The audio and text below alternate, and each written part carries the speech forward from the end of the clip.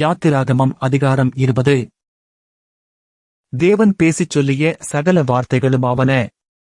உன்னை அடிமைத்தன வீடாகிய எகிப்து தேசத்திலிருந்து புறப்படப் பண்ணின உன் தேவனாகிய கர்த்தர் நானே. என்னையன்றி உனக்கு வேறே தேவர்கள் உண்டாயிருக்க வேண்டாம்.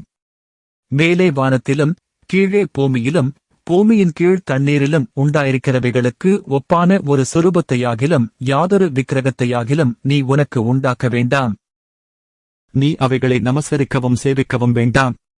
உன் தேவனாகிய கர்த்தராயிருக்கிற நான் எரிச்சலுள்ள தேவனாயிருந்து என்னை பகைக்கிறவர்களை குறித்து பிதாக்களுடைய அக்கிரமத்தை பிள்ளைகளிடத்தில் 3ஆம் 4ஆம் தலைமுறை மட்டும் விசாரிக்கிறவராயிருக்கிறேன்.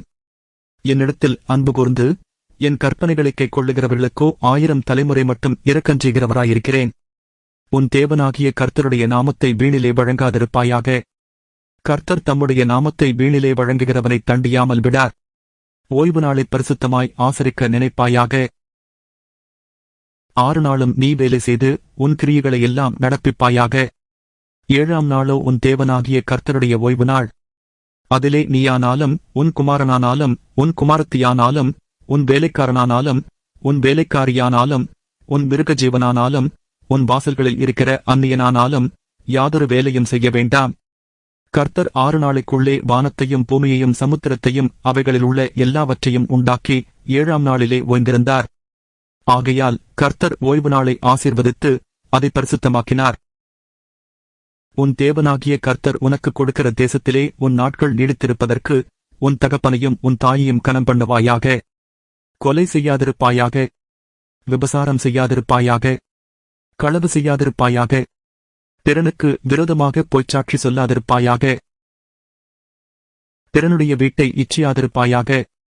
பிறனுடைய மனைவியையும் அவனுடைய வேலைக்காரனையும் அவனுடைய வேலைக்காரியையும் அவனுடைய எருதையும் அவனுடைய கழுதையையும் பின்னும் பிறனுக்குள்ள யாதொன்றையும் இச்சையாதிருப்பாயாக என்றார். ஜனங்கள் எல்லாரும் இடிமுழுக்கங்களையும் மின்னல்களையும் எக்காலச் சத்தத்தையும் மலை புகைகிறதையும் கண்டார்கள். அதைக் கண்டு ஜனங்கள் பின்வாங்கி தூரத்திலே நின்று மோசேயை நோக்கி, நீர் எங்களோடே பேசும், நாங்கள் கேட்போம். தேவன் எங்களோடே பேசாதிருப்பாராக, பேசினால் நாங்கள் செத்துப்போவோம் என்றார்கள். மோசே ஜனங்களை நோக்கி, பயப்படாதிருங்கள். உங்களைச் சோதிப்பதற்காகவும் நீங்கள் பாவம் செய்யாதபடிக்கு தம்மை பற்றும் பயம் உங்கள் முகத்திற்கு முன்பாக இருப்பதற்காகவும் தேவன் எழுந்தருளினார் என்றான். ஜனங்கள் தூரத்திலே நின்றார்கள். மோசே தேவன் இருந்த கார்மேகத்துக்குச் சமீபமாய்ச் சேர்ந்தான். அப்பொழுது கர்த்தர் மோசேயை நோக்கி, நீ இஸ்ரவேல் புத்திரரோடே சொல்ல வேண்டியது என்னவென்றால், நான் வானத்திலிருந்து உங்களோடே பேசினேன் என்று கண்டீர்கள். நீங்கள் எனக்கு ஒப்பாக வெள்ளியினாலே தெய்வங்களையும் பொன்னினாலே தெய்வங்களையும் உங்களுக்கு உண்டாக்கவே வேண்டாம்.